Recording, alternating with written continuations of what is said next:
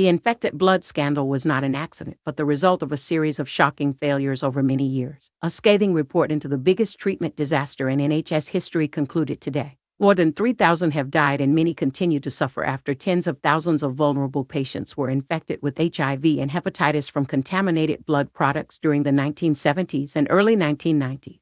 A damning report today identifies a litany of failures covering multiple governments, prominent politicians and health organizations, with victims repeatedly lied to, misled and ignored, and children treated like objects for research. Inquiry Chairman Sir Brian Langstaff's 2,527-page report, which was published this afternoon after decades of brave campaigning from victims and their families, found there had been a pervasive cover-up to hide the truth of what happened.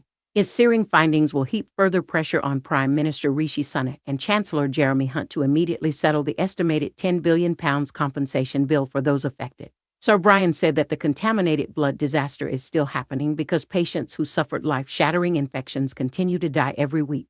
He said, "What I have been looking at are people from families across the UK who have gone into hospital for treatment, and over 30,000 have come out with infections which were life-shattering, and 3,000 of those have died, and deaths keep on happening week by week.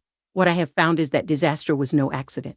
People put their trust in doctors and the government to keep them safe, and that trust was betrayed. And the government compounded that agony by telling them that nothing wrong had been done, that they'd had the best available treatment, and that as soon as tests were available they were introduced, and both of those statements were untrue. That's why what I'm recommending is that compensation must be paid now, and I have made various other recommendations to help make the future of the NHS better and treatment safer." More than 30,000 people in the UK were infected with HIV and hepatitis C between 1970 and 1991 after being given contaminated products, largely to treat those with the blood clotting disorder hemophilia or who required transfusions following childbirth. But Sir Brian said there was a severe lack of blood screening and a lax attitude to who was donating, despite the fact the government was importing products which had an increased likelihood of being unsafe. He said children were treated as objects for research after being given riskier products made from multiple sources while staying at Trelawney College, a boarding school for the sick.